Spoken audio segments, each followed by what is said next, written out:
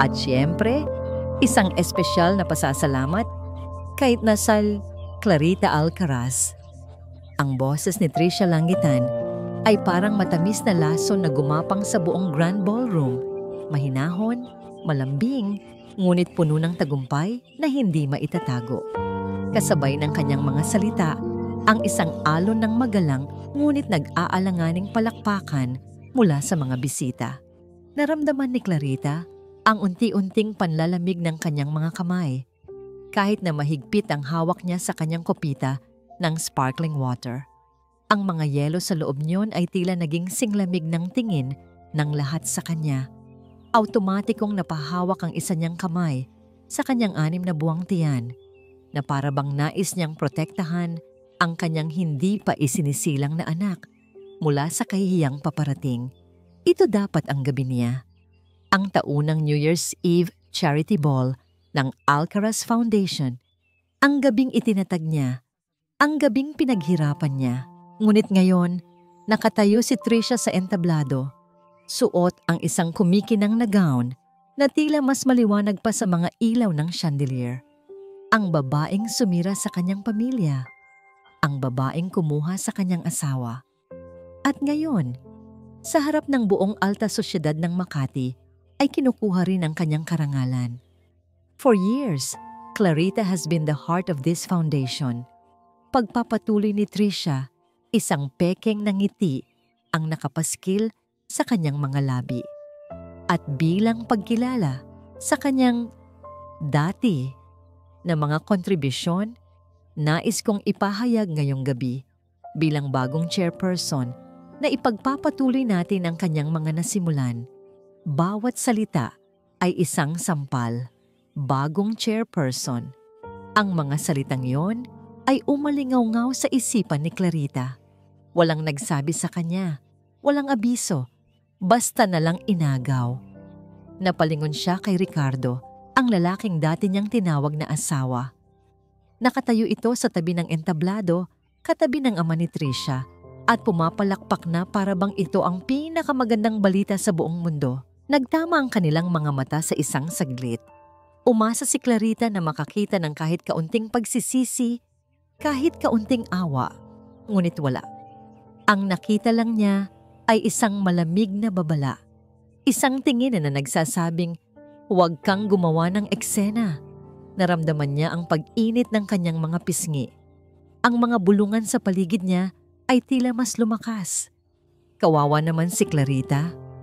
Imagine, sa party pa niya mismo in-announce, "Trisha is ruthless, but you have to admire her guts." Gusto niyang takpan ang kanyang mga tainga. Gusto niyang sumigaw. Gusto niyang magtago. Dahan-dahan siyang tumayo. Ang bawat galaw ay itilala isang malaking pagsubok. Naramdaman niya ang mga mata ng lahat na nakasunod sa kanya. Mga tingin ng awa, ng panghuhusga, ng kuryosidad. Bawat hakbang palayo sa kanyang mesa ay parang paglalakad sa ibabaw ng mga bubog.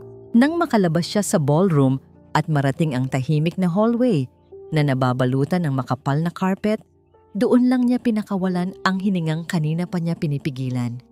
Sumandal siya sa malamig na pader at naramdaman niya ang panginginig ng kanyang mga tuhod. Hindi na niya kaya. Nagmamadali siyang lumabas ng hotel. Hindi na pinansin ng balay na sumisigaw ng kanyang pangalan. Siya na mismo ang nagmaneho pauwi. Habang ang mga luha ay walang tigil na dumadaloy sa kanyang mga pisngi, nilalabo ang mga ilaw ng syudad sa kanyang paningin. Ang bahay na dating puno ng buhay at tawanan ay sinalubong siya ng isang nakakabinging katahimikan. Ang bawat sulok ay nagpapaalala sa kanya ng mga pangarap na nawasak, ng mga pangakong napako. Pumasok siya sa kanilang dating kwarto at humarap sa malaking salamin. Ang babaeng nakatingin pabalik sa kanya ay hindi niya kilala. Magulo ang buhok, namumugto ang mga mata, at may bakas ng pagkatalo sa bawat linya ng kanyang mukha. Sino siya ngayon? Hindi na siya si Mrs. Alcaraz. Hindi na siya ang tagapamahala ng foundation. Lahat ng pinaghirapan niya, lahat ng bumubuo sa kanyang pagkatao ay kinuha sa kanya sa isang gabi. Napahawak siyang muli sa kanyang tiyan. Ang munting buhay sa loob niya, ang tanging natitira sa kanya, ang nag-iisang dahilan para magpatuloy. Ngunit kasabay ng pag-iisip na yon, isang matalim na kirot ang biglang sumaksak sa kanyang puson. Napasinghap siya sa sakit, napahawak ng mahigpit sa dresser. Isa pa, mas matindi. Hindi, bulong niya. Ang takot ay biglang pumalit sa lahat ng pighati. Hindi, please! Ang sakit ay kumalat na parang apoy. Naramdaman niya ang panghihina ng kanyang mga binti. Dahan-dahan siyang napaluhod sa sahig. Ang mga kamay ay mahigpit na nakayakap sa kanyang sinapupunan. Ang isip ay napuno ng iisang dasal. Ang anak ko, huwag niyo siyang kunin sa akin. Sa isang madilim na opisina, sa pinakatuktok ng isang gusali sa Bonifacio Global City, ang tanging liwanag ay nagmumula sa isang malaking monitor. Sa screen, ang kumikinang na mukha ni Trisha Langitan ay paulit-ulit na nagsasalita. Ang kanyang boses ay tila pulot na may halong lason. Ngunit hindi kay Trisha nakatuon ang mga mata ni Miguel Carreon. Nakatuon ang mga ito sa isang anino sa gilid ng video, isang babaeng dahan-dahang tumatayo. Ang kanyang postura ay nagsusumigaw ng dignidad kahit na ang kanyang mukha ay nababalutan ng sakit. Si Clarita, bawat segundo ng viral video na yon ay parang isang suntok sa sikmura ni Miguel. Nakita niya ang bawat detalye. Ang bahagyang panginginig ng kamay ni Clarita, ang paraan ng paglunok nito na para bang may bumabara sa kanyang lalamunan, ang pag-iwas ng tingin ni Ricardo. Nagtiim ang kanyang bagang. Ikinuyom niya ang kanyang kamao hanggang sa mamuti ang mga buko nito. Bilang isang communication strategist, alam niyang hindi ito basta-bastang paninira. Ito ay isang execution, isang pampublikong pagbitay sa karangalan ng isang tao na isinagawa ng may perpektong pagkalkula. Kinapa niya ang mouse at pinatay ang video. Ang katahimikan sa kanyang opisina ay biglang naging mabigat. Bumalik sa kanyang isipan ang isang alaala, isang imahe na matagal na niyang itinatago sa pinakasulok ng kanyang puso. College days, isang maingay na university fair. Nakatayo siya sa di kalayuan, isang binatang payat at walang kibo, hawak ang mga libro. At doon, sa gitna ng tawanan at sigawan, nakita niya si Clarita Alcaraz sa unang pagkakataon. Nakikipagtawanan ito sa mga kaibigan. Ang kanyang mga mata ay kumikinang. Ang kanyang nangiti ay parang kayang magpaliwanag sa buong paligid. May isang bagay sa kanya na hindi lang ganda. Mayroon siyang liwanag. Isang kabutihan na tila natural na bumubukal mula sa kanya. Sa araw na yon, gusto niya itong lapitan. Gusto niyang magpakilala. Ngunit ang kaba at ang pakiramdam na hindi siya karapat-dapat ay pumigil sa kanya. Kaya nanatili na lang siyang anino sa buhay nito. Nanonood mula sa malayo habang si Clarita ay umibig sa iba, ikinasal, at binuo ang isang buhay na hindi siya kasama. Ang pagtunog ng kanyang cellphone ang pumutol sa kanyang pagbabalik tanaw. Isang notification mula sa isang news site. Trisha Langitan's emotional speech praised by netizens. Clarita Alcaraz remains silent. Isang mapait na ngiti ang gumuhit sa labi ni Miguel. Silent, bulong niya. Alam niyang hindi iyon katahimikan. Iyon ay pagkabigla. Iyon ay sakit. Hindi na niya kaya pang maging anino. Hindi na ngayon. Kinuha niya ang kanyang telepono at tinawagan ang kanyang pinagkakatiwalaang assistant. Carla, sabi niya. Ang kanyang boses ay kalmado ngunit may bigat ng bakal. I need a full background check on Trisha Langitan. Real name, family history, financial, school records, everything. I want to know even the color of her soul if you can find it. Hindi na niya hinintay ang sagot. Ibaba niya ang tawag at kinuha ang susi ng kanyang sasakyan. May isang bagay siyang dapat gawin. Isang bagay na dapat ay ginawa na niya noon pa. Ang biyahe papunta sa eksklusibong village kung saan nakatira si Clarita ay mabilis. Ang mga malalaking bahay at tahimik na kalsada ay tila kabaligtaran ng kaguluhang nangyayari sa buhay ng isa sa mga residente nito. Ipinark niya ang sasakyan sa tapat ng malaking gate ng mga Alcaraz. Sa loob ng ilang sandali, nakaupo lang siya roon, nakatitig sa bahay. Ano ang sasabihin niya? Paano siya magpapakilala muli pagkatapos ng lahat ng mga taon? Bahala na, sabi niya sa kanyang sarili. Bumaba siya ng sasakyan at naglakad papunta sa pinto. Huminga siya ng malalim. Ang kanyang puso ay malakas na kumakabog sa kanyang dibdib at pinindot ang doorbell. Nagtagal ng ilang sandali bago bumukas ang pinto. At doon nakatayo si Clarita.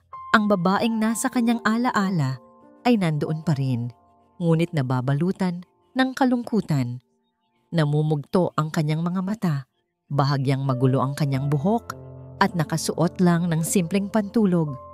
Ngunit kahit sa kanyang kalagayan, ang likas niyang ganda at kahinahunan ay hindi maitatago. Nakita ni Miguel ang pagkagulat sa mga mata nito nang makilala siya.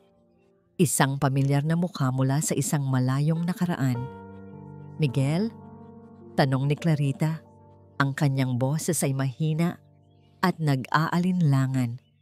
Anong ginagawa mo rito? Pinapasok ni Clarita si Miguel sa malawak ngunit malamig na sala.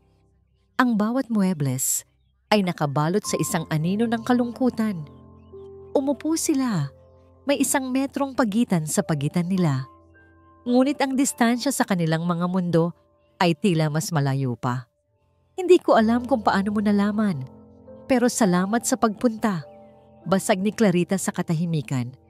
Nasa lahat ng social media, Clarita. Malumanay na sagot ni Miguel at may bahid ng galit sa kanyang boses na hindi para sa kanya, kundi para sa sitwasyon. Ang ginawa nila ay hindi makatarungan. Kinuha ni Miguel ang kanyang tablet mula sa briefcase. Sa ilang pagpindot, ipinakita niya kay Clarita ang isang diagram. Mga pangalan, mga kumpanya, mga koneksyon, isang paunang plano kung paano nila haharapin ang kampo ni Trisha. Trisha's power comes from her public image. Paliwanag ni Miguel, ang kanyang boses ay nagbago. Naging boses ng isang strategist. That's her center of gravity. If we hit that, everything else will fall. We start by feeding an anonymous tip to a rival media outlet. We question the foundation's sudden change of leadership. Habang nagsasalita si Miguel, naramdaman ni Clarita ang unti-unting paghila ng pamilyar na pagod. Gulo, iskandalo, media. Ito ang mga bagay na gusto na niyang talikuran. Miguel, tama na. Putol niya sa sinasabi nito. Ang kanyang boses ay bahagyang nanginginig. Natigilan si Miguel at itinuon ang buong atensyon sa kanya. Ayoko na ng gulo. Halos pabulong na, sabi ni Clarita. Pagod na ako. Ang gusto ko lang ay palakihin ang anak ko ng payapa. Hayaan mo na sila. Hayaan mo na lang na kunin nila ang lahat. Nakita niya ang pagkadismaya sa mga mata ni Miguel, ngunit agad itong napalitan ng pag-unawa. Hindi ito tungkol sa pagkuha ng lahat, Clarita, sabi nito. Ito ay tungkol sa katotohanan. Kung hahayaan mo siyang manalo ngayon, habang buhay kang magiging kontrabida sa sarili mong kwento. Tumayo si Clarita at lumakad papalayo, papalapit sa bintana. Pero sa anong halaga? Dudungisan ko lang lalo ang pangalan ng pamilya ko. Ang pangalan mo ay malinis, giit ni Miguel. Sila ang nagdudumi nito. Umiling si Clarita. Ang mga luha ay muling nagbabadyang tumulo. Salamat, Miguel. Pero hindi ko kaya. Tumango si Miguel. Isang malungkot na pagtanggap sa kanyang desisyon. Iniligpit niya ang kanyang tablet. Naiintindihan ko. Pero nandito lang ako. Kung sakaling magbago ang isip mo. Nang makaalis si Miguel, mas naramdaman ni Clarita ang pag-iisa. Ang tanging naiisip niyang masisilungan ay ang kanyang ama.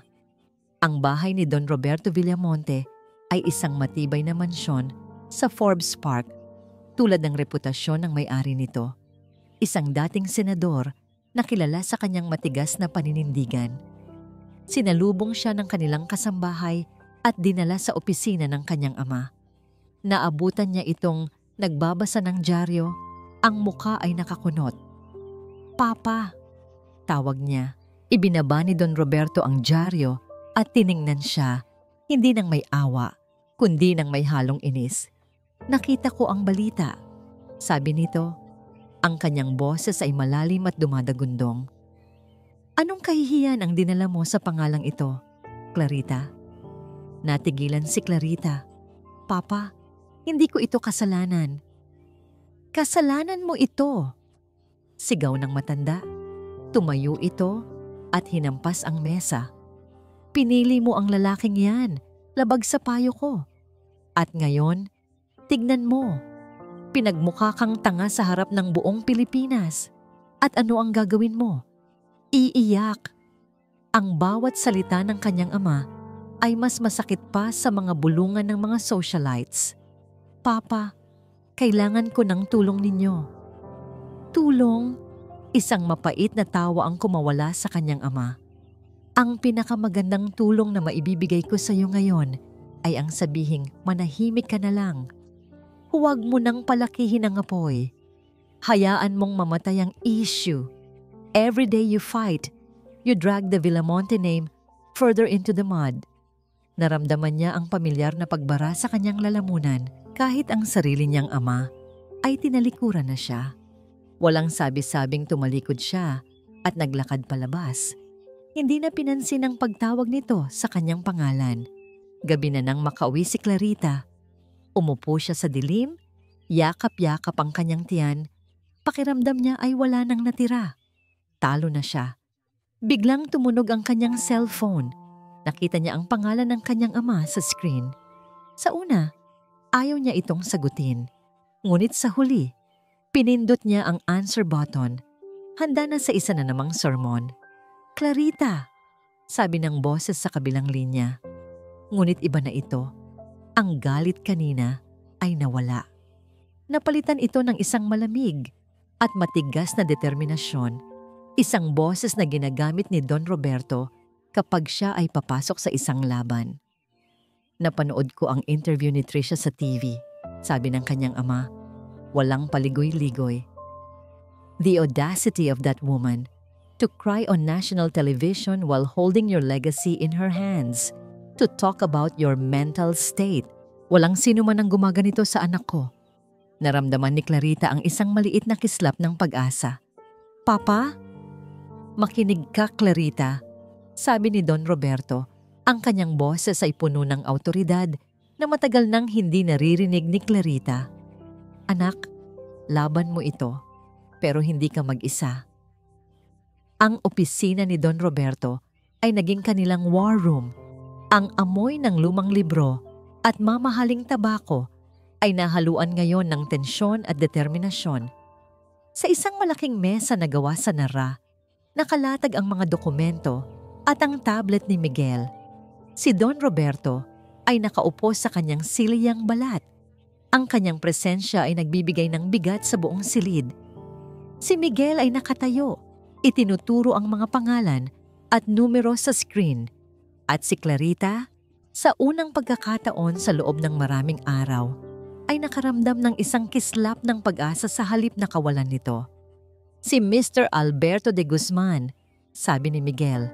Pinalaki ang isang litrato ng isang lalaking nasa mid-50s na may suot na salamin.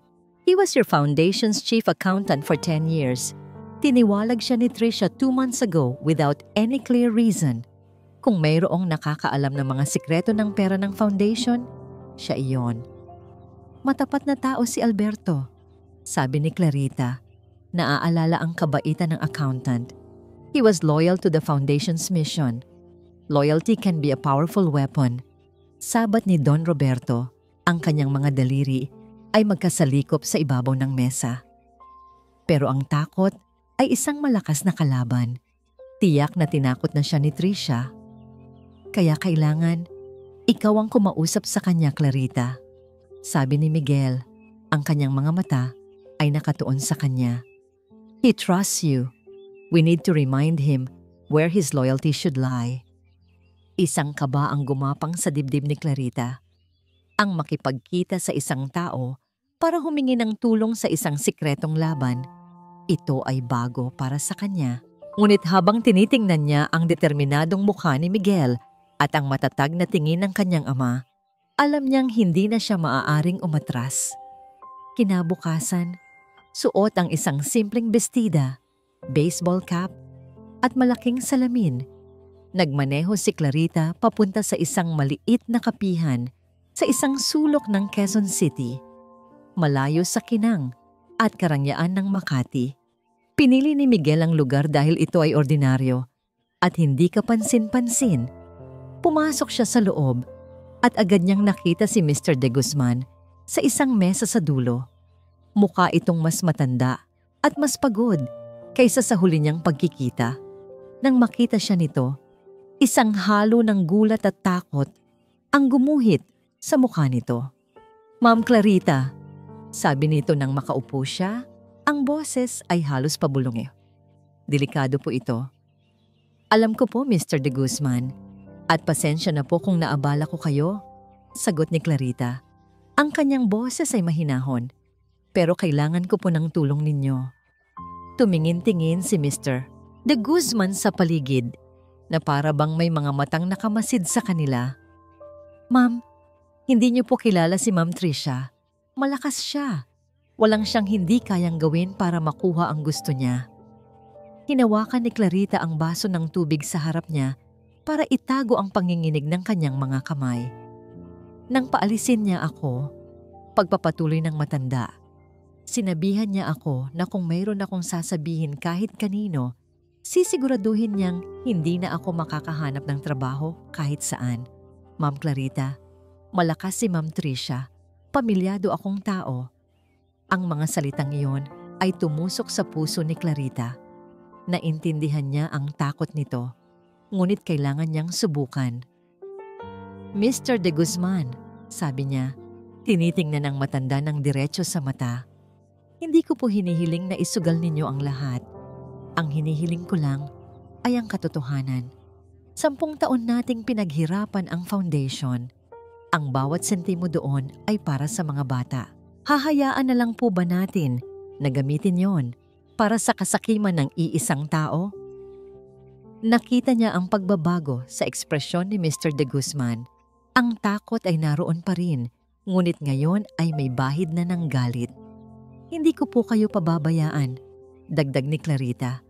"My father and my team will ensure your protection. Walang makakaalam. Protektado ka." Inilabas niya mula sa kanyang bag ang isang maliit na kahon at dahan-dahang itinulak ito sa ibabaw ng mesa. "Isang encrypted phone," paliwanag niya. "Hindi ito matrace. Anumang files o impormasyon na maibibigay ninyo, dito niyo po ipadala. Pagkatapos, sirain niyo po ang lahat ng kopya ninyo." Nag-alinlangan si Mr. De Guzman ng ilang saglit. Tinitigan niya ang kahon, pagkatapos ay si Clarita. Sa huli, isang malalim na buntong hininga ang pinakawalan niya at dahan-dahang kinuha ang kahon. "Para sa mga bata, ma'am," sabi nito, "at para sa inyo." Nang gabing iyon, habang nakaupo si Clarita sa kanyang sala, biglang nag-vibrate ang bagong telepono sa kanyang tabi. Kinuha niya ito. Ang kanyang puso ay malakas na kumakabog. Isang notification. May natanggap siyang isang file. Binuksan niya ito. Ito ay isang kopya ng isang bank statement. Malinaw na nakasaad doon ang paglipat ng isang malaking halaga, 5 milyong piso, mula sa account ng foundation papunta sa isang kumpanyang hindi pamilyar sa kanya, TL Innovations. Napatitig si Clarita sa screen. TL Trisha Langitan, ito na yon. Ang unang hakbang, ang unang piraso ng ebidensya. Nakaupo si Trisha Langitan sa kanyang puting leather na upuan. Ang kanyang opisina sa bahay ay isang testamento sa kanyang bagong tuklas na kapangyarihan. Minimalist, mamahalin, at walang bahid ng anumang dumi. Tumingin siya sa mga mukha sa kanyang malaking screen, ang kanyang PR team, mga batang gutom at agresibo na handang gawin ang lahat para sa tamang halaga. I want her destroyed, sabi ni Trisha. Ang kanyang boses ay kasing lamig ng marmol na sahig sa ilalim ng kanyang mga paa. I want every single person in this country to see Clarita Alcaraz not as a saint, but as an unstable, bitter ex-wife. Make them think she's crazy. Isang lalaking may makapal na salamin ang mabilis na tumango. We can run a series of paid articles, Ma'am Trisha. Highlight her reclusiveness after the separation. We can frame it as a sign of mental instability. Good, sabi ni Trisha. I want anonymous sources. Mga dating kaibigan, mga dating kasambahay. Plant stories about her being overly emotional, paranoid. Use the pregnancy. Sabihin nyo, postpartum depression but it came early. Be creative. May isang bagay na kumukulo sa loob niya. Hindi ito basta galit. Ito ay isang uri ng takot na nagpapanggap na lakas. Mula nang umalis si Clarita sa party, may isang maliit na tinig sa kanyang isipan na nagsasabing hindi pa tapos ang laban. At si Trisha, higit kanino man, ay ayaw matalo. Nang matapos ang online meeting, tumayo siya at lumapit sa salaming bintana na tanawang malawak na hardin. Sa isang iglap, ang imahe sa salamin ay hindi na ang eleganteng si Trisha Langitan. Nakita niya ang isang batang babae, si Marites Dizon. Payat, gusgusin, nakatayo sa putikan ng tondo. Naaalala niya ang amoy ng basura, ang kahihiyan, sa tuwing titingnan siya ng mga tao na para bang isa siyang ipis. Naaalala niya ang pangako niya sa sarili, hinding-hindi na siya babalik doon. Gagawin niya ang lahat para mabura ang anino ni Marites Dizon habang buhay. Ang pag-iral ni Clarita na may tunay na dugo ng aristokrasya ay isang sampal sa lahat ng kanyang pinaghirapan. Kailangan niyang durugin si Clarita para patunayan sa sarili at sa buong mundo na siya na ang reyna. Kinuha niya ang kanyang cellphone, binuksan ang Instagram at pinili ang isang litrato.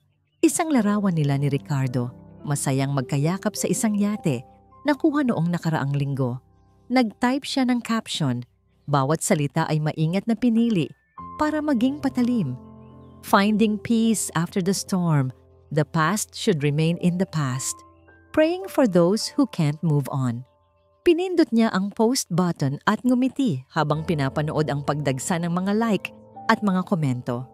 Stay strong, Trisha. You deserve to be happy. Sana makamove on na yung isa. Bawat komento ay musika sa kanyang pandinig. Ito ang kanyang armas. Ito ang kanyang kapangyarihan, ang opinyon ng publiko. Ngunit ang kanyang tagumpay ay biglang naantala ng pagtunog ng kanyang telepono. Isang numero ng isang miyembro ng board ng foundation. Trisha, sabi ng boses sa kabilang linya. May bahid ng pag-aalala. I'm hearing whispers. May mga ilang miyembro na nagtatanong tungkol sa biglaang pagpapalit ng accountant. They're asking about Alberto de Guzman. Nawala ang ngiti ni Trisha. I handled it. He was incompetent. Just be careful, sabi ng board member. Don Roberto Villamonte still has many powerful friends. Ayaw nating magkaroon ng problema. Pagkababa ng tawag, naramdaman ni Trisha ang panlalamig ng kanyang mga kamay. Si Don Roberto. Ang matandang buwitre, biglang nag-vibrate ang kanyang cellphone. Isang text message mula sa isang hindi rehistradong numero. Binuksan niya ito. Wala itong laman kundi isang litrato. Isang lumang litrato. Kupas na ang kulay. Isang batang Marites Dizon nakatayo sa harap ng isang barong-barong sa isang eskinita sa tondo. Ang mukha niya ay puno ng dumi, ngunit ang mga mata ay puno ng determinasyon at galit. Sa ilalim ng litrato, may 3 salita lang, kilala kita. Nabitiwan ni Trisha ang kanyang cellphone. Bumagsak ito sa marmol na sahig na may malakas na kalabog. Naramdaman niyang nawala ang lahat ng kulay sa kanyang mukha at ang lasa ng bakal Ang lasa ng takot ay biglang pumuno sa kanyang bibig. Ang mensaheng natanggap ni Trisha ay hindi galing sa kanila, pero ang epekto nito ay agad naramdaman sa war room ni na Clarita. Nagsisimula na siyang magkamali, sabi ni Miguel, habang ipinapakita sa screen ang mga bagong galaw sa social media. Sunod-sunod na post mula sa mga kilalang bloggers na biglang bumabatikos sa mga charity foundations na itinatago ang kanilang mga libro. Walang pangalan, pero malinaw kung sino ang tinutukoy. She's panicking, dagdag ni Miguel. That anonymous text spooked her. Now she's trying to control the narrative by launching a preemptive strike. Habang nag-uusap sila, pumasok ang isang pinagkakatiwalaang tauhan ni Don Roberto. Dala-dala ang isang manipis na brown envelope. Walang salitang iniabot niya ito sa dating senador at agad na umalis. Binuksan ito ni Don Roberto. Sa loob, may ilang pirasong papel at mga lumang litrato. Tinitigan niya ang mga ito. Ang kanyang mukha ay hindi mabakasan ng anumang emosyon. Pagkatapos, dahan-dahan niyang itinulak ang envelope sa gitna ng mesa, papunta kay Clarita. Tingnan mo, utos niya. Nag-aalinlangang kinuha ni Clarita ang mga laman nito. Ang mga litrato ay kupas na, katulad ng ipinadala kay Trisha. Mga larawan ng isang batang babae sa isang lugar na halatang halata ang kahirapan. Pagkatapos ay isang kopya ng birth certificate. Pangalan, Marites Dizon. Lugar ng kapanganakan, Tondo, Maynila. Isang malalim na paghinga ang pinakawalan ni Clarita. Ito pala. Ito ang sikretong itinatago ni Trisha sa likod ng kanyang mga mamahaling damit at perpektong pananalita. Ang buong pagkatao niya ay isang kasinungalingan. Her entire life is a fabrication, sabi ni Don Roberto. Ang kanyang boses ay malamig. She built her empire on lies. We can use this. Ilabas natin ang lahat. Destroy her completely. Sa isang sandali, naramdaman ni Clarita ang isang matinding bugso ng kasiyahan. Ito na. Ang ganti. Naisip niya ang lahat ng kahihiyan na ipinalunok sa kanya ni Trisha. Ngayon, hawak niya ang isang sandata na kayang sumira hindi lang sa reputasyon ni Trisha, kundi sa buong pagkatao nito. Papa, tama ka, sabi ni Clarita. Ang kanyang boses ay may bahid ng galit na hindi niya inaasahan sa sarili. Ilabas natin. Hayaan nating makita ng lahat kung sino talaga siya. Clarita, no. Ang mahinahon, ngunit matatag na boses ni Miguel ang pumutol sa kanilang pag-uusap. Napalingon silang dalawa ni Don Roberto sa kanya. What do you mean, no? Tanong ni Don Roberto, ang kanyang mga kilay ay magkasalubong. This is a gift. This is the kill shot. Umiling si Miguel. Ang kanyang mga mata ay nakatuon lamang kay Clarita. Ang pagkatao niya, ang kahirapan niya. Hindi yun ang krimen, Don Roberto. Ang pagnanakaw niya iyon ang krimen. Lumapit si Miguel sa mesa. Clarita, we win by showing who you are, not by stooping to her level. Ang laban na ito ay para sa katotohanan, hindi sa personal na paninira. The moment we use her past against her, we become just like her. Mananalo tayo, oo. Pero ang panalo ay magkakaroon ng lasa ng lason. Ang mga salita ni Miguel ay parang isang pitsel ng malamig na tubig na ibinuhos sa nag-aapoy na galit ni Clarita. Napayuko siya. Tinitingnan ang litrato ni Marites Dizon. Nakita niya ang galit at pangarap sa mga mata ng bata. At sa isang iglap, nakaramdam siya ng awa. At pagkatapos, nakaramdam siya ng hiya sa sarili niyang nais. Hindi. Hindi siya si Trisha. Itinaas niya ang kanyang tingin at sinalubong ang mga mata ni Miguel. May pasasalamat doon. Salamat sa pagpapaalala sa kanya kung sino siya. Tama ka, Miguel, sabi niya. Ang kanyang boses ay kalmado na muli. We focus on the crime. We win the right way.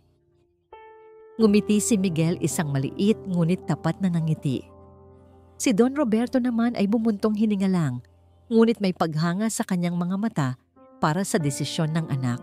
Biglang tumunog ang encrypted phone na nasa ibabaw ng mesa. Isang tawag mula kay Mr. De Guzman.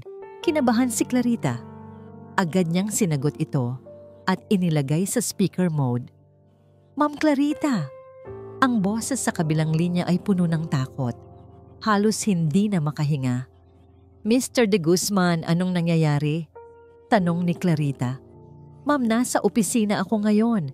Nag-overtime ako para kumuha pa ng ibang files pero bigla silang dumating. Ang mga tauhan ni Ma'am Tricia." "Anong ginagawa nila dyan?" Tanong ni Miguel. Ang kanyang boses ay alerto. "Sinisira nila ang mga papeles. Nagdala sila ng mga paper shredders. May audit daw bigla. Uubusin nila ang lahat ng ebidensya, ma'am. Lahat." Tagi. Nang mamatay ang tawag mula kay Mr. De Guzman, isang mabigat na katahimikan ang bumalot sa opisina ni Don Roberto. Ang tunog lang na maririnig ay ang mahinang pag-ulan sa labas at ang malakas na pagtibok ng puso ni Miguel. Tiningnan niya si Clarita. Ang kislap ng pag-asa sa mga mata nito kanina ay napalitan ng pamilyar na anino ng pagkatalo. Napayuko ito.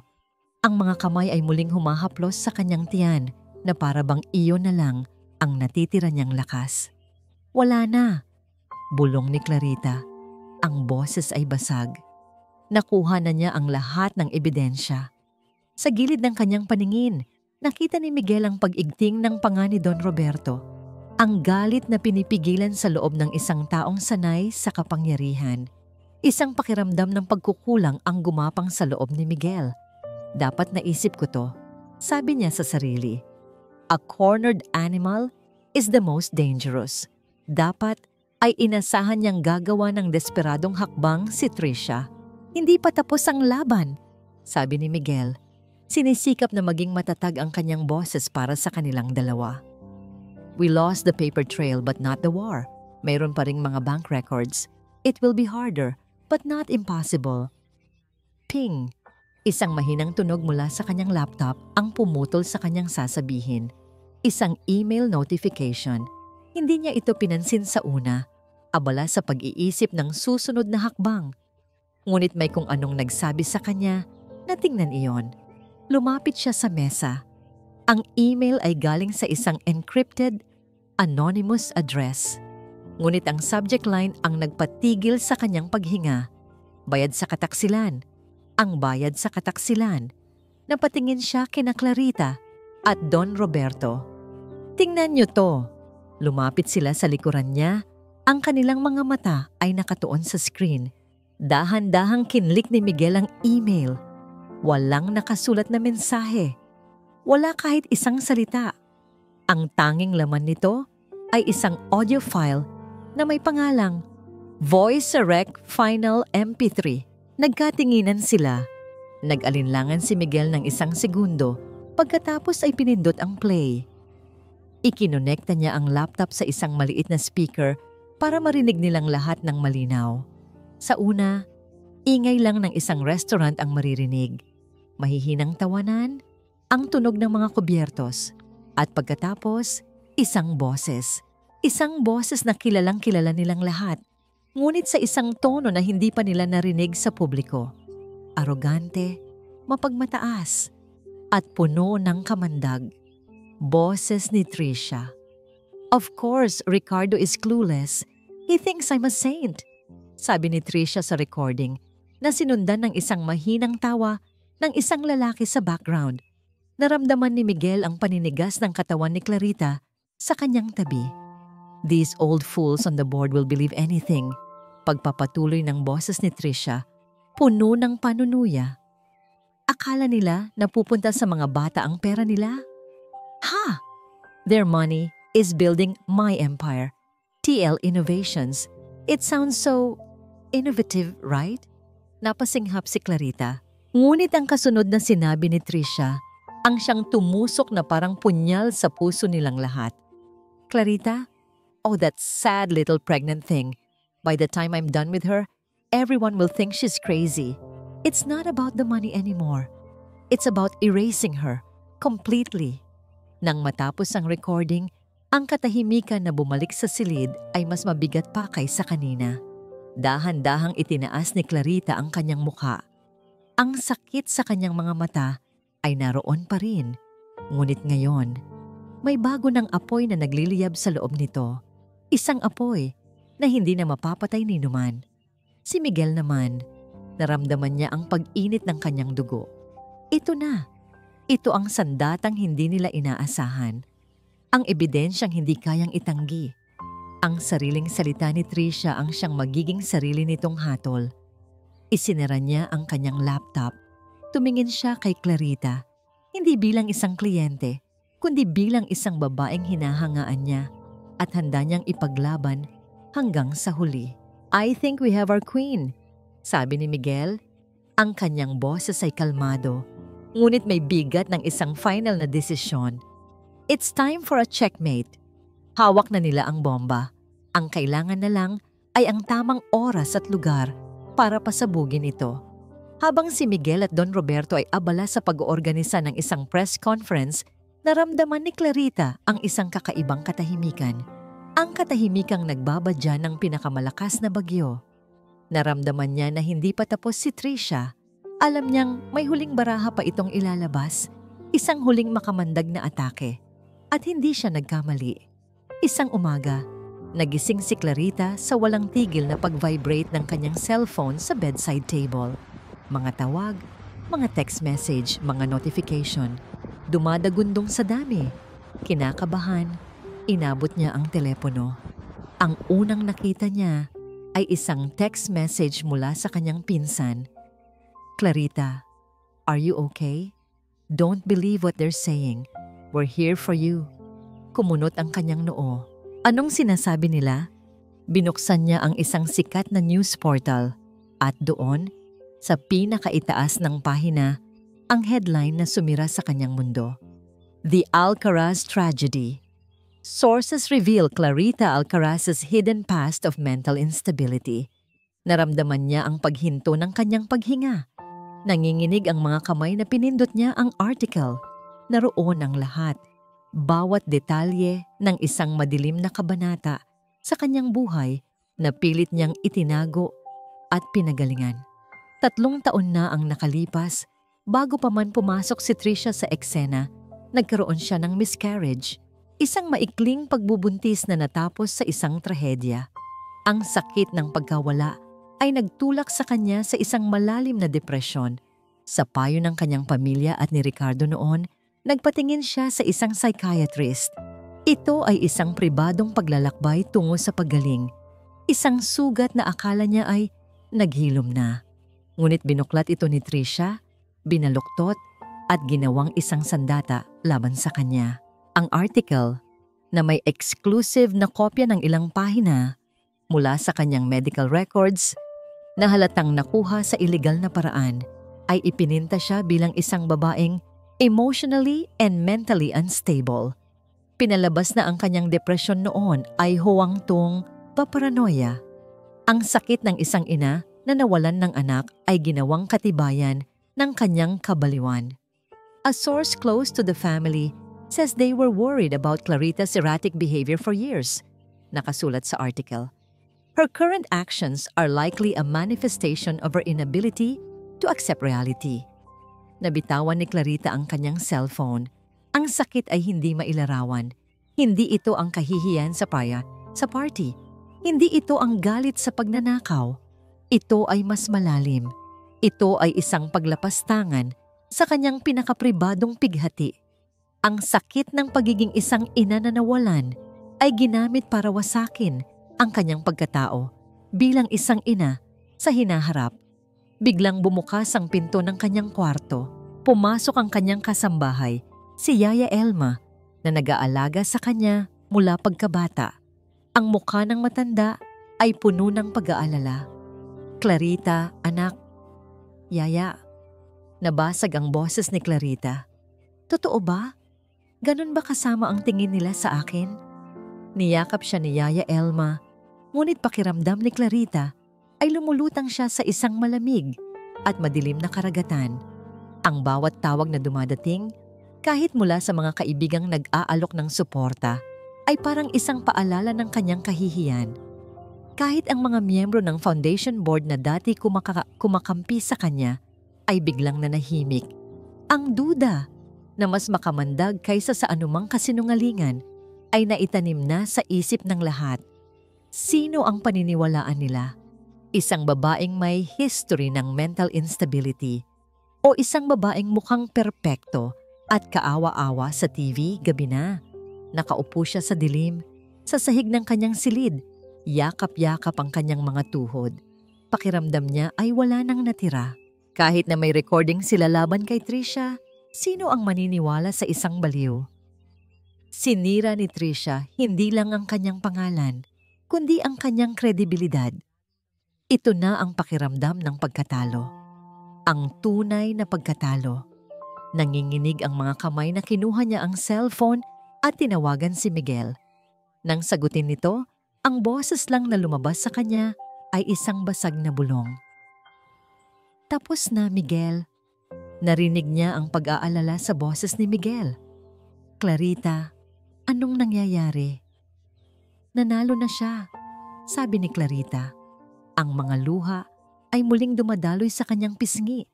Ngunit ngayon, wala nang kasamang galit. Tanging pagod na lang. Sisirain niya tayong lahat. Ang mga salita ni Clarita ay tumarak sa puso ni Miguel na parang yelo. Huwag kang magsabi niyan, Clarita. Huwag kang susuko. Paano ako lalaban, Miguel? Sagot ni Clarita. Ang kanyang boses ay isang desperadong bulong. Sino ang maniniwala sa isang baliw? Bawat salitang sasabihin ko, gagamitin nila laban sa akin. Sasabihin nilang gawa-gawa ko lang. Sasabihin nilang parte ito ng aking delusions. Narinig ni Miguel ang bigat ng kanyang pagkatalo. Sa sandaling iyon, hindi siya isang strategist na nakikipag-usap sa kliyente. Siya ay isang lalaking nakikinig sa sakit ng babaeng pinakamamahal niya. Clarita, makinig ka sa akin, sabi ni Miguel. Ang kanyang boses ay mahinahon, ngunit may diin. The best time to strike is when they think you're already dead. They think you're broken. They think you're defeated. Good. Let them think that. Dahil kapag inatake natin sila, hindi nila ito inaasahan. Pero ang reputasyon ko, ang reputasyon mo ay hindi ang nakasulat sa dyaryo, putol ni Miguel. Ang reputasyon mo ay kung ano ang gagawin mo pagkatapos nitong isulat. Do you hide or do you fight? The choice is still yours, Clarita. And you are not alone.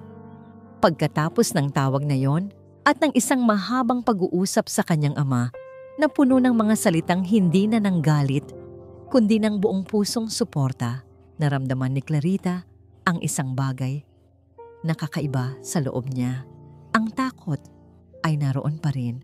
Ang sakit ay hindi nawala. Ngunit sa ilalim ng lahat ng yon, isang bagong binhi ang nagsimulang tumubo. Isang binhi ng malamig na galit. Isang determinasyon na hindi na nagmula sa pagnanais na manalo, kundi sa pagnanais na huwag nang magpatalo. Kinabukasan tumawag si Miguel sa lahat ng media outlets, malaki at maliit. Inanyayahan niya sila sa isang espesyal na anunsyo mula kay Clarita Alcaraz. Hindi niya sinabi kung tungkol saan. Ang misteryo ay nagpaalab sa kanilang kuryosidad. Sa kabilang panig ng lungsod, si Trisha Langitan ay tumawa ng malakas nang marinig ang balita. Isang press conference? Sabi niya sa kanyang sarili habang tinitingnan ang kanyang refleksyon sa salamin. Perfect. She's going to announce her surrender. Magpapaawa sa publiko, aaminin ang kanyang sakit. This is better than I expected. Sa bahay ng mga Villamonte, ang kapaligiran ay hindi ng pagkatalo, kundi ng taimtim na paghahanda. Walang sigawan, walang pagpapanik. Nakita ni Clarita ang sarili sa salamin. Ang babaeng nakatingin pabalik ay hindi na ang wasak na babae noong nakaraang araw. Ang pamumugto ng kanyang mga mata ay nabawasan na. May isang bagong tuklas na lakas sa kanyang mga titig. Dumating si Miguel. Hindi suot ang kanyang karaniwang business suit, kundi isang simpleng polo shirt. Nagdala siya ng almusal at umupo kasama ni Clarita. Hindi para pag-usapan ng strategiya, kundi para lang samahan siya. Ilang oras bago ang press con, pumasok si Don Roberto sa kanyang silid. Sa kanyang mga kamay, may dala siyang isang damit na nakasabit sa hanger. Isang simple, ngunit eleganteng puting bestida na nagpapatingkad sa kanyang pagiging ina. "Show them who a real Villamonte is," sabi ng kanyang ama. Ang boses ay puno ng pagmamalaki, hindi Alcaraz. Villamonte, ang kanyang sariling pangalan. Habang nag-aayos, inilagay ni Clarita ang kanyang mga kamay sa kanyang tiyan. Naramdaman niya ang isang mahinang sipa mula sa loob. Isang paalala, isang pangako. Hindi na lang ito para sa kanya. Ito ay para sa kinabukasan ng kanyang anak. Pagdating nila sa venue, isang 5-star hotel ballroom, sinalubong sila ng isang dagat ng mga kamera. Ang mga flash ay sumasabog na parang mga paputok. Ang mga tanong ay isinisigaw na parang mga akusasyon. "Ma'am Clarita, is it true? Anong masasabi niyo sa inyong medical records? Are you withdrawing from public life?" Sa halip na matakot, huminga ng malalim si Clarita. Hinawakan niya ang braso ni Miguel, hindi dahil sa panghihina, kundi para sa suporta. Naglakad siya sa gitna ng kaguluhan, ang kanyang ulo ay nakataas. Nang marating niya ang entablado, umupo siya sa mesang inihanda para sa kanya. Sa kanyang likuran ay si Miguel at ang kanyang abogado. Sa kanyang harapan, isang daang mukha na naghihintay, nahatulan siya. Huminga siya ng malalim, tumingin ng diretso sa mga kamera at ngumiti. Isang ngiti na kalmado, isang ngiti na puno ng kapangyarihan. Ang ngiti ng isang babaeng wala nang ikakatakot dahil naranasan na niya ang pinakamasahol. At ang buong silid ay biglang tumahimik. Clarita Alcaraz. Ang katahimikan sa ballroom ay halos nakakabingi. Bawat kamera ay nakatutok sa kanya. Bawat mikropono ay handang sipsipin ang bawat salita niya. Inayos ni Clarita ang mikropono sa kanyang harapan. Ang kanyang kamay ay hindi nanginginig. "Magandang hapon sa inyong lahat," panimula niya. Ang kanyang boses ay malinaw at matatag. Umaalingaw-ngaw sa buong silid. "Salamat sa inyong pagdalo. Alam kong marami kayong mga katanungan." Nagpatuloy siya. "Nitong mga nakaraang araw, maraming nasabi at nasulat tungkol sa akin, tungkol sa aking nakaraan, tungkol sa aking pag-iisip." Tumingin siya ng diretso sa kamera sa gitna, na para bang kinakausap niya ang bawat taong nanonood sa kani-kanilang mga bahay. "They said I am unstable. They are right." Isang alon ng bulungan ang gumapang sa mga reporters. "I am unstable." Pag-uulit niya, mas malakas ngayon. "Unstably committed to the truth. Unstably dedicated to protecting the legacy I built for the children. And unstably determined to unmask a thief hiding in plain sight." Trisha Langitan. Sa kanyang penthouse, tumatawa si Trisha habang nanonood ng live stream sa kanyang malaking TV. Hawak niya ang isang kopita ng champagne. Unstably committed, ano nga pinagsasabi niya? Sabi niya sa kanyang sarili, natutuwa. She's digging her own grave. Inaasahan niyang iiyak si Clarita. Inaasahan niyang magpapaawa ito. Ngunit ang babaeng nasa screen ay ibang-iba. May apoy sa mga mata nito na nagbigay sa kanya ng bahagyang kaba. Isinantabi niya ito. She's just acting tough. Naisip niya. It's the final act of a desperate woman. Clarita Alcaraz isinenyas ni Clarita, ang kanyang abogado. Isang malaking screen sa likod niya ang biglang umilaw. "Let's talk about numbers, shall we?" Sabi ni Clarita. Ang unang lumabas sa screen ay ang bank statement na ipinadala ni Mr. De Guzman. Ang kopya ng 5 milyong pisong transfer sa TL Innovations. Ito ay isa lamang sa maraming questionable transactions na nangyari sa ilalim ng bagong pamunuan ng foundation. Paliwanag ng abogado ni Clarita, itinuturo ang mga dokumento. Sunod na lumabas ang isang pre-recorded video testimony mula kay Mr. De Guzman. Ang kanyang mukha ay natatakpan ng anino para sa kanyang proteksyon. Detalyado niyang isinalaysay ang utos sa kanya ni Tricia na maglipat ng pondo at ang biglaang audit para sirain ang mga ebidensya. Ang bulungan sa silid ay unti-unting napalitan ng mga tunog ng pag-type sa mga laptop at pag-click ng mga kamera.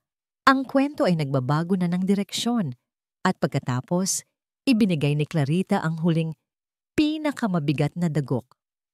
Maaring sabihin ng kampo ni Miss Langitan na lahat ng ito ay gawa-gawa lamang ng isang babaeng unstable. Sabi ni Clarita, ang kanyang mga mata ay nanlilisik. Mahirap patunayan ang mga numero. Mahirap paniwalaan ang mga testimonya. Pero paano kung ang ebidensya ay magmumula mismo sa bibig niya? Isinenyas niya si Miguel. Isang matinding katahimikan ang muling bumalot sa silid nang pinindot ni Miguel ang play. Ang boses ni Tricia, malupit, mapagmataas, hindi maikakaila. These old fools on the board will believe anything. Akala nila na pupunta sa mga bata ang pera nila? Their money is building my empire. Clarita? Oh, that sad little pregnant thing. It's about erasing her. Completely. Kung ang isang bomba ay sumabog sa loob ng ballroom, hindi nito matutumbasan ang epekto ng recording na yon. Ang mga reporter ay natigilan. Ang kanilang mga mukha ay nagpapakita ng pagkagulat at pagkasuklam. Nakatayo si Clarita. Ang kanyang dignidad ay buo. Ang kanyang pangalan ay nalinis na. Ngayon, sabihin niyo sa akin, pagtatapos niya, ang kanyang boses ay dumadagundong sa kapangyarihan. Sino ang tunay na baliw? Tricia Langitan. Ang kopita ng champagne ay nadulas mula sa kamay ni Tricia. Nabuhos ang laman nito sa mamahaling puting carpet habang ang baso ay nabasag sa libu-libong piraso. Nakatitig siya sa TV screen, hindi makapaniwala. Ang kanyang sariling mga salita, ang kanyang sariling boses, ipinadinig sa buong mundo. Hindi pwede. Nagsimula siyang maglakad-lakad sa silid, parang isang hayop na nakakulong sa hawla. Ang kanyang paghinga ay mabilis at mababaw. Sino? Sino ang nag-traitor sa akin? Nang marinig niya ang malakas na katok sa kanyang pinto, alam na niya, hindi ito ang kanyang butler. Iba ang tunog. May awtoridad. May bigat. Sumilip siya sa peephole. 2 lalaking nakauniporme. Mga pulis. Napaurong siya. Napasandal sa pader. Ang kanyang mga binti ay nanghina. Ang matayog na imperyong binuo niya mula sa kasinungalingan ay gumuho sa isang iglap. Wala na. Tapos na ang lahat. Clarita Alcaraz. Nang matapos ang press conference habang sinasagot ng kanyang abogado ang mga hululing tanong, naramdaman ni Clarita ang biglang pag-atake ng pagod. Ang adrenaline na nagpapatatag sa kanya ay biglang nawala. Napahawak siya sa mesa para suportahan ang sarili. Agad na lumapit si Miguel sa kanyang tabi. Ang mga mata ay puno ng pag-aalala. Clarita, okay ka lang? Inalalayan siya nito. Nang maramdaman niya ang init ng kamay ni Miguel sa kanyang likod, naramdaman niya ang kaligtasan. Tumingala siya dito. Ang kanyang mga mata ay puno ng pasasalamat. Ngumiti si Miguel sa kanya. Isang ngiti na puno ng paghanga, respeto, at isang emosyon na mas malalim pa. May kailangan akong sabihin sa'yo, Clarita. Umalis sila sa hotel gamit ang isang pribadong daanan, palayo sa kaguluhan ng media na ngayon ay nagkakandara pa na sa bagong kwento. Ang biyahe pabalik sa bahay ni Clarita ay tahimik. Hindi ito isang awkward na katahimikan, kundi isang katahimikan na puno ng mga hindi pa nasasabing salita. Isang paghinga pagkatapos ng isang matinding laban. Sa sala, kung saan unang iprinisenta ni Miguel ang kanyang plano, naupo silang dalawa. Ang sikat ng hapon ay dahan-dahang pumapasok sa mga bintana, nagbibigay ng isang mainit at payapang liwanag sa silid. Hindi ko alam kung paano kita pasasalamatan, Miguel. Sabi ni Clarita, basag ang kanyang boses sa emosyon. Kung wala ka, hindi ko to magagawa. Ikaw ang lumaban, Clarita. Sagot ni Miguel. Ang kanyang mga mata ay hindi bumibitaw sa kanya. Ako lang ang nagbigay ng mga sandata, pero ikaw ang may hawak ng tapang. Tumayo si Clarita at lumapit sa bintana.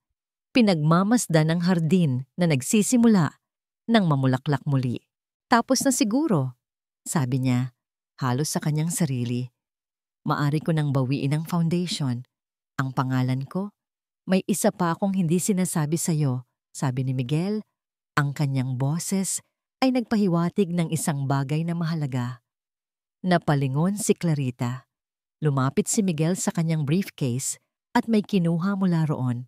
Isang folder, inilatag niya ito sa center table. Noong mga panahong abala si Tricia sa pagwasak sa pangalan mo, panimula ni Miguel, may ilang maliliit na proyekto ang foundation na biglang nawalan ng pondo.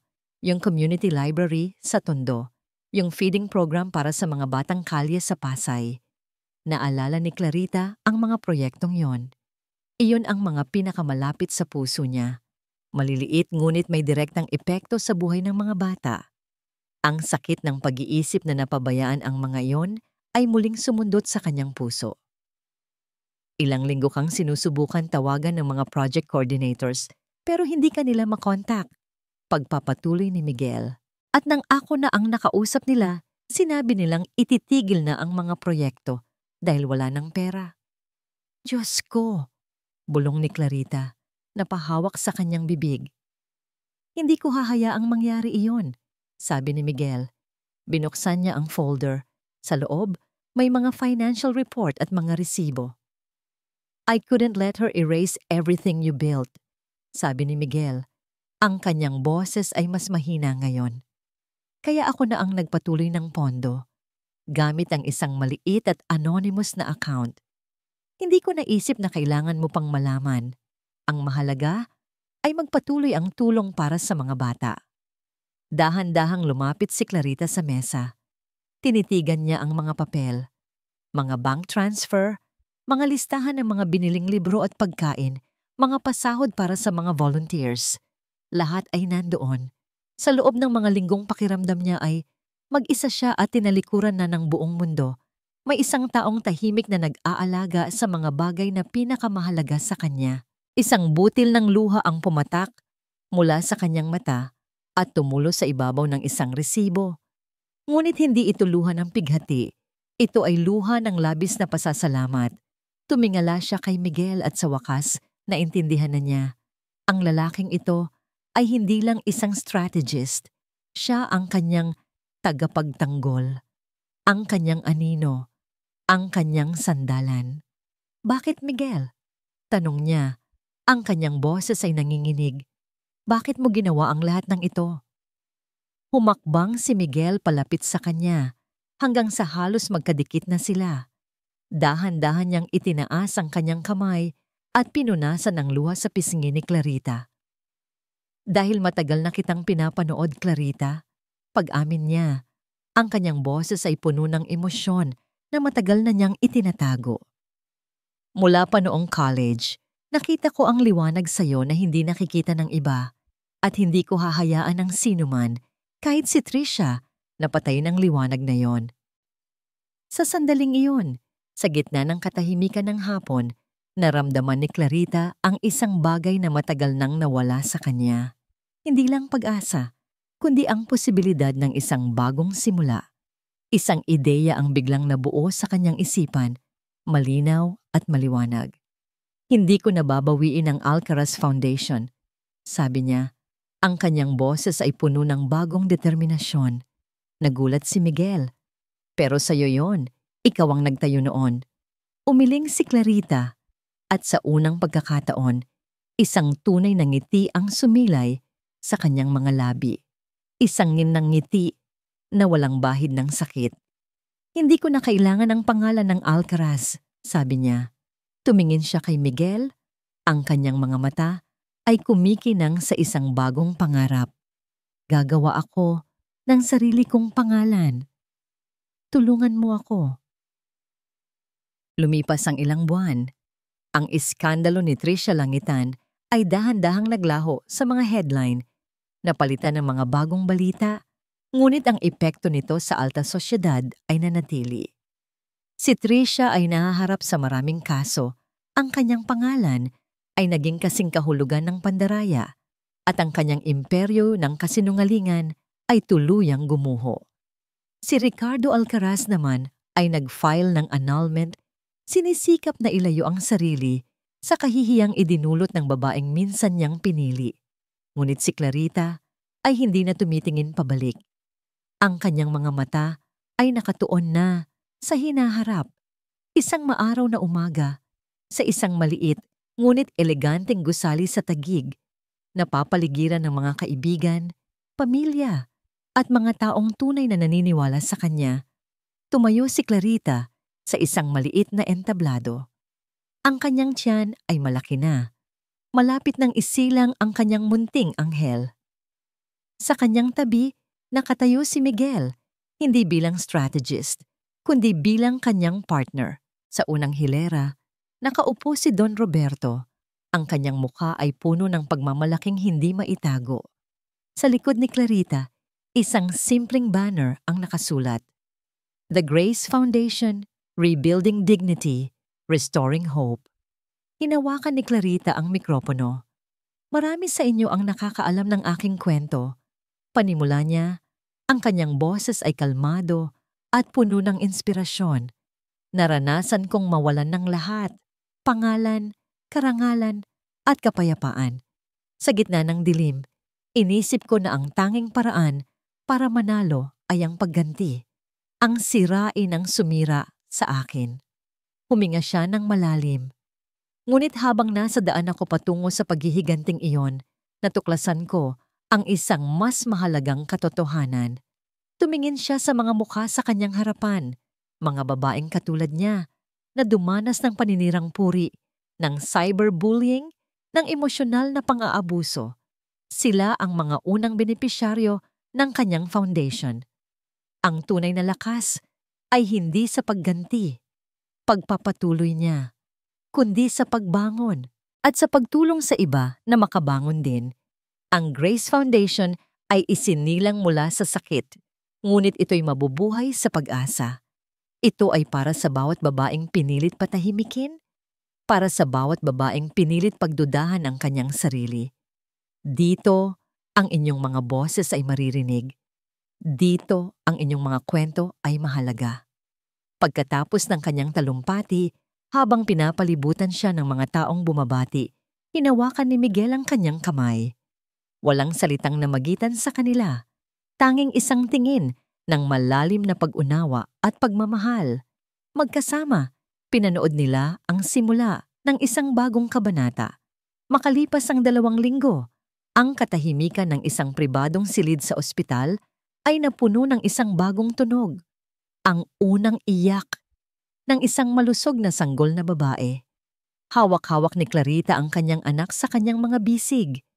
Ang kanyang puso ay umaapaw sa isang uri ng pag-ibig na hindi niya pa naramdaman kailanman. Ang lahat ng sakit, lahat ng luha, lahat ng laban, lahat ay nagkakahalaga para sa sandaling ito. Dahan-dahang pumasok si Miguel sa silid. May dalang isang maliit na buke ng mga bulaklak. Lumapit siya sa kama. Ang kanyang mga mata ay napuno ng luha ng kagalakan habang tinitingnan ang mag-ina. She's beautiful, Clarita. Bulong niya. She's perfect, sagot ni Clarita. Ang kanyang nangiti ay mas maliwanag pa sa sikat ng araw. Lumuhod si Miguel sa tabi ng kama para masilayan ang munting mukha ng sanggol. Ano ang ipapangalan natin sa kanya? Tumingin si Clarita mula sa kanyang anak papunta kay Miguel. Isang tingin na puno ng pagmamahal at pasasalamat. Ngumiti siya. Isang ngangiting naglalaman ng lahat ng kanyang pinagdaanan at lahat ng pag-asang dala ng kinabukasan. Graciela, bulong niya. My Grace. Ngumiti si Miguel, naintindihan ng lahat. Hinawakan niya ang munting kamay ng sanggol Ang pangalan ay hindi lang isang pangalan. Ito ay isang pangako, isang testamento. Sa tahimik na silid na yon, hawak ni Clarita ang kanyang hinaharap. Hindi na siya si Clarita Alcaraz, ang biktima, o si Clarita Villamonte, ang tagapagmana. Siya ay si Clarita, ang ina ni Graciela, ang tagapagtatag ng Grace Foundation. Ang babaeng natagpuan ang kanyang tunay na lakas, hindi sa pagganti, kundi sa biyaya ng isang bagong simula. At sa wakas, nahanap na niya ang kanyang tunay na kapayapaan.